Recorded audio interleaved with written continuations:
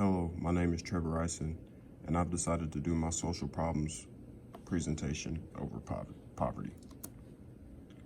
The social problem at hand. Poverty makes students less likely to graduate.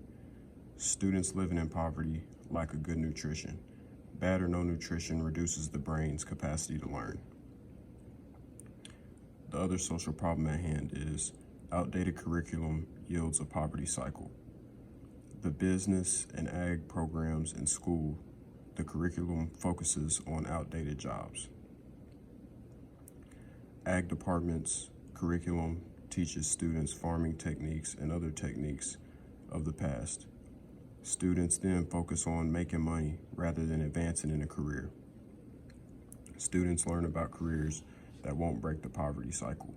I believe that for students to really make it out of poverty, they need to choose a career and try to advance in that career. And by advance, I mean always innovate and better themselves and give themselves the opportunity to see more and more success and achieve the goals that they set.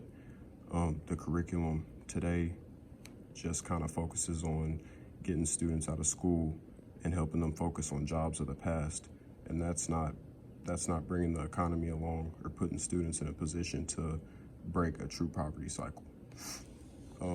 Students living in poverty, they don't have good nutrition, therefore they're not going to be interested in learning, nor is their brain going to be able to develop like the other students and give them the chance to learn at a rate that a young child should. What can cause poverty? Single parent households, unemployment and underemployment, a lack of a good education, weather or climate change, and poor government support.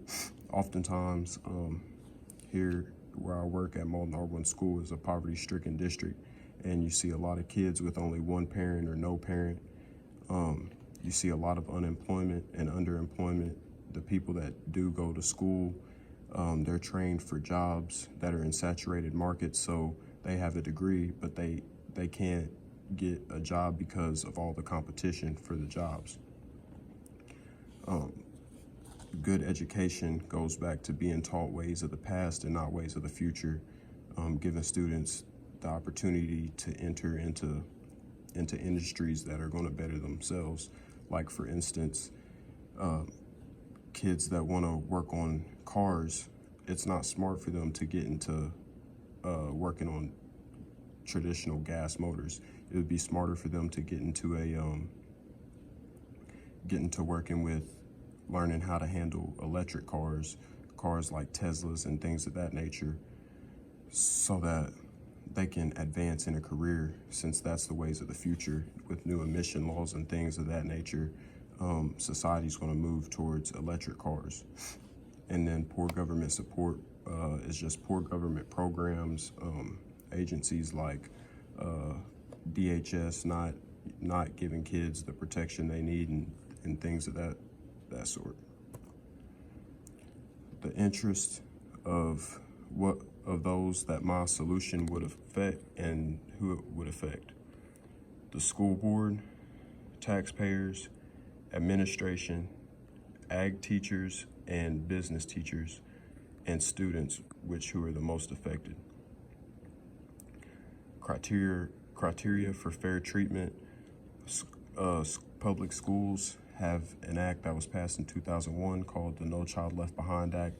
This act basically states that all students are required to fair treatment and the same opportunities.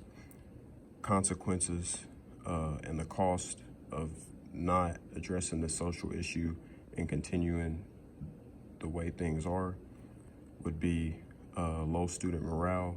Not many kids are happy or interested at school. Student hunger would continue to be a problem in poverty-stricken schools like mine, and low graduation numbers and higher dropout numbers for the kids that are growing up in poverty. And then on the school side of it, costly lunch programs. Many schools spend upwards to $500,000 maybe a semester on lunch programs, and addressing this and using the right way to address it could save schools and taxpayers money as well.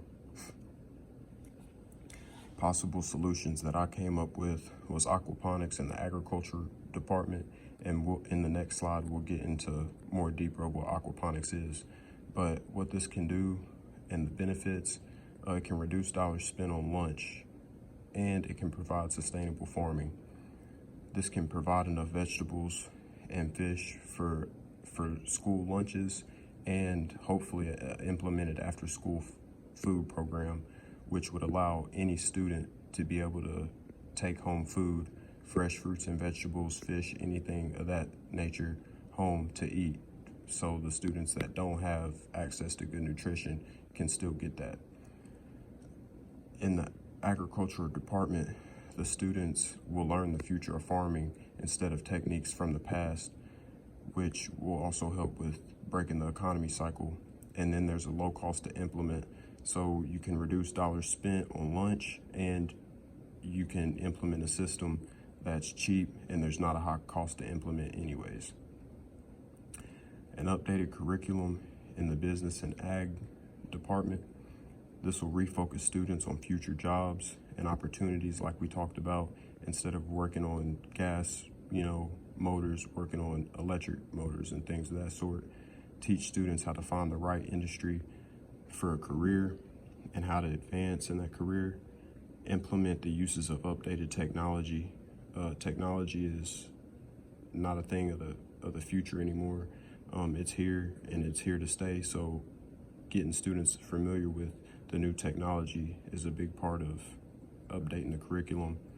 Help students understand why and how the business world is changing. That's important for any business course. That's important for understanding economics, just to be able to assess what's going on in the world around you. Another idea that I had to solve the problem would be food stamp vending machines, which students that have food stamps, they would basically have their own card to use at school to take food home before they left for the day. But that wouldn't be fair to all students either, because not all students would have the opportunity to use that vending machine. So what is aquaponics? Aquaponics is a sustainable closed-circuit farming system. The fish pollute the water, and that water is then pumped into beds that the plants are in. The plants then clean the water, and the clean water returns to the fish. In the next slide, I've included some statistics of aquaponics. So aquaponics it doesn't require dirt, pesticides, or any traditional farm equipment needed. So what it is there's fish tanks that hold water. The fish, basically you just put in fish food, the fish eat that food, and then they pollute the water. The fish pollute water in a way that is perfect for the conditions for growing any type of crops, and it's the perfect fertilizer for the crops. So the crops sit on plastic trays that just float in huge beds full of water, and the plants will then clean the water and make it clean back for the fish. So this circuit just runs, and it's an entire ecosystem. Just the plants surviving off of the fish, and the fish surviving off of the input of food, and then living off of the fish to provide them clean water. Some statistics of aquaponics: it uses approximately 10% of the land area as traditional farming, and 5% of the water volume as traditional farming. Crop production can be accelerated. For instance, butterhead lettuce varieties can be produced in about 30 days. Normally, growing in dirt, it would take around 60 days for those butterhead lettuce to be produced. Production can occur year-round in a greenhouse or in temperature-controlled enclosure. So what that would mean is I would recommend put it in a greenhouse, and so that way you can have control over the climate and everything like that, so you can have plants coming off all year for the school and not just in the summertime or something like that. Aquaponics is an adaptable process that allows for diversification of income streams. It will allow high value herbs, vegetables, and leafy greens, as well as many types of fish, and that can be produced and sold and marketed. The systems allow agriculture to take large, innovative steps toward environmental sustainability. Growers can start small and with a minimal investment. The criteria that was set for the solutions that I had in place to implement an aquaponics system, there would be funds and all the other criteria available. Implementing the after-school program, all the criteria should be met for that.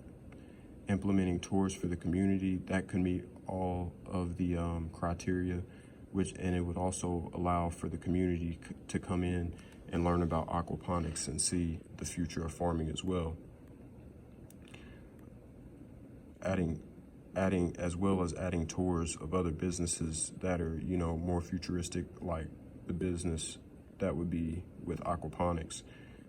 It would focus students as well on better careers to try to advance in.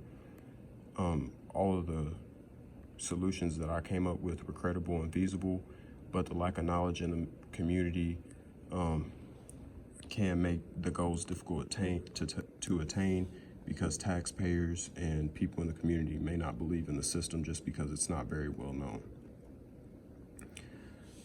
Implementation and what it would require to be able to provide these things. For aquaponics, the entire idea of farming would be changed. Almost everything about the current population that they know about farming traditionally is thrown out the window. Teachers and administrators would have to be informed, as well as the public, through a pamphlet and with a survey as well on the pamphlet. Power resources, if the system is to be sustainable all year round and used year round, power resources would have to be changed. Buying and installing the system, which would require buying the fish, the tanks, and all of those things, and as well as the beds and seeds to get the company, or to get the aquaponics system started. The two most pivotal changes would be the power sources and the changes of past farming techniques. Concerns about these changes would be quickly diminished by proof that the system is sustainable, cheap, and healthy once it's implemented and you can see the results. The board of the school must pass an after-school lunch program, allowing the students to be able to take home the things that they're farming at school in the ag department. Community tours of the system could help the community and help everybody learn about aquaponics and the things that it could do for society. The new curriculum would require administrators and teachers to get together and learn what would be expected in the new curriculum. Thank you.